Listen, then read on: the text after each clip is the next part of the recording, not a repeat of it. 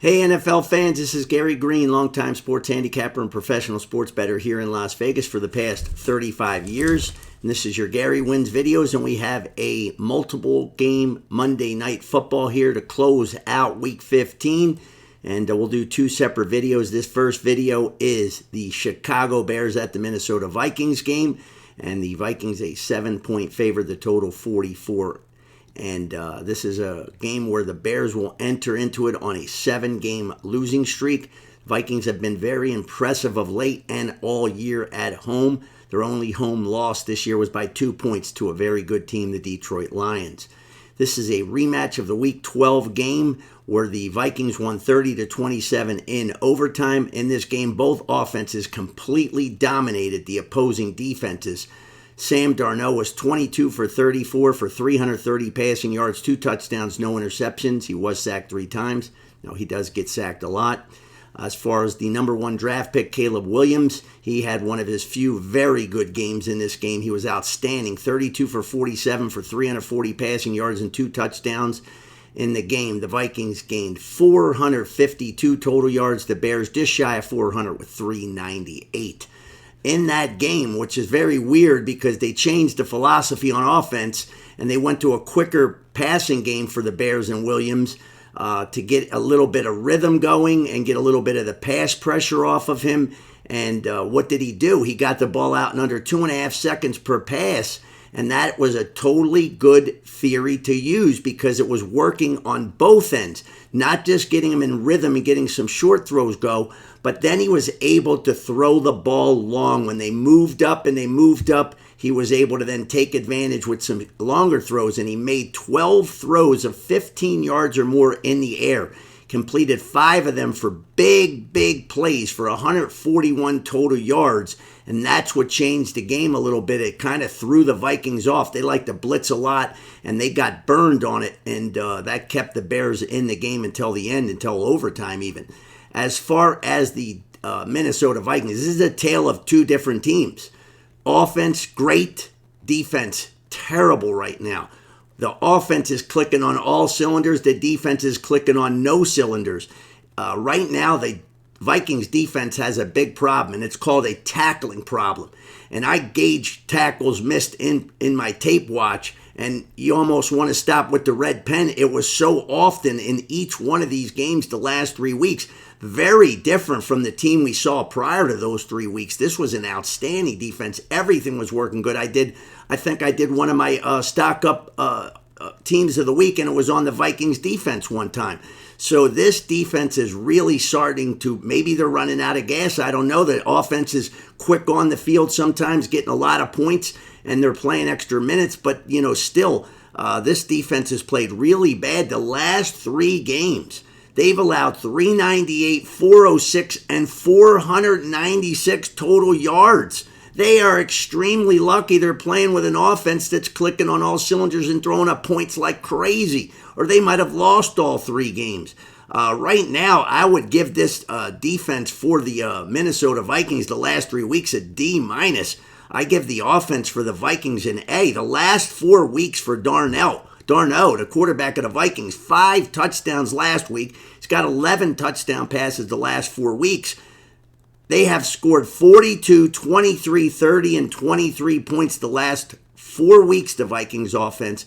And Darnold, 0 interceptions. And if you're not turning the ball over, you got the greatest chance to win against anybody, good team, bad team. And right now, this offense is just not skipping a beat. They're going out there and moving the ball, it seems like, on every possession. So you got to tip your cap to them there. And for Justin Jefferson, 2 touchdown pass catches last week. He's never had 2 touchdown passes in back-to-back games. He's certainly going against the right team here. Sometimes it's a lot harder for the defenses to keep stepping up when you've lost 7 straight games. The offenses usually always seem to still hang in there because they're playing with a different set of pride, but they're playing to try to stat pad their stats. See Kirk Cousins. There's a guy named Kirk Cousins in his league. Look at Kirk Cousins' stats. no matter what, especially when his team's way down, they continue to put up stats even though they're meaningless. So that's what the Bears could be able to do here on offense. And again, they have at least something to go off that first meeting where the offense did play pretty well. Now, Caleb Williams, again, he had his first multiple touchdown game against that Vikings blitz that I just mentioned. They like the blitz about 50% of the time. He was able to take advantage of that blitz, and that's really the only time this year he has been outstanding against the blitz. For the Vikings defense, like I said, right now, the defense is just not playing well at all, but this offense, let's grade it out. Darnold, A+. Jefferson, A. Running back Aaron Jones versus Chicago in Week 12. He had 22 rushes, 106 rushing yards, 1 touchdown. If Aaron Jones could get back to the star power playing he was doing for the Green Bay Packers, this Vikings defense could be everybody and anybody in this league. Now, as far as the Bears defense, I would be very worried about betting this team. No matter if the line was 13, I wouldn't take the Bears for this reason. You don't become a long-time winning sports bettor by betting against teams with a defense that has very, very tired legs. And they're way past just the normal very tired. This Bears defense the last 3 weeks has been on the field for 101 minutes. That is just too many at this time of the year. And now you're going against a very good offense of the Minnesota Vikings anyway.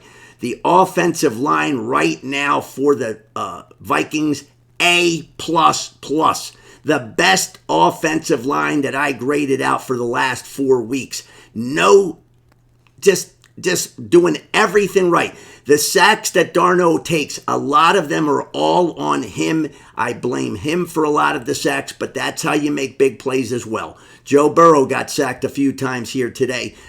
If you stay back there long enough and they can just hold up, you'll make big plays.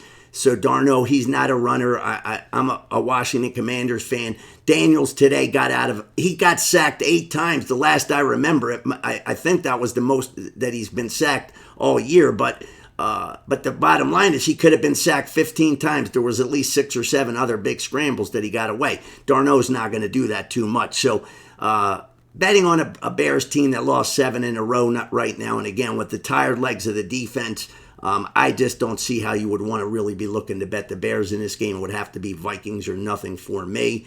And the prop bet that I would go with in this game, I will take a shot. I'm going to go with Justin Jefferson. This is going to be a big plus.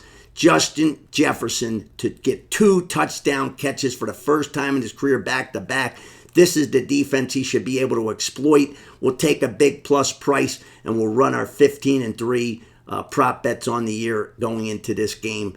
Which it will actually be. We don't know what's going to happen in the Seattle game on Sunday night, but as of right now, as me taping this, we're 15-3 with the prop bet. So don't come back at me if the Seattle prop bet ends up losing. So we'll go with J.J. Jefferson for 2 touchdown catches. That's a big one. This is our biggest reach of the year on the props, but we're having a lot of fun with them. So what the hell? Let's take a shot.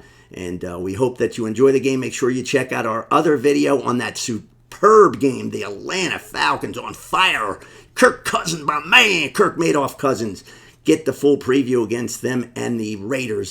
They last won when I was about 15 years old, it seems like. And I'm living here in Vegas. Not too much talk about the Raiders on the TV right now. That's the way I like it. So enjoy the games on Monday night, doubleheader night. And happy holidays. Please drive safe out there and never drink and drive. And never bet what you cannot afford to lose. Have a great one.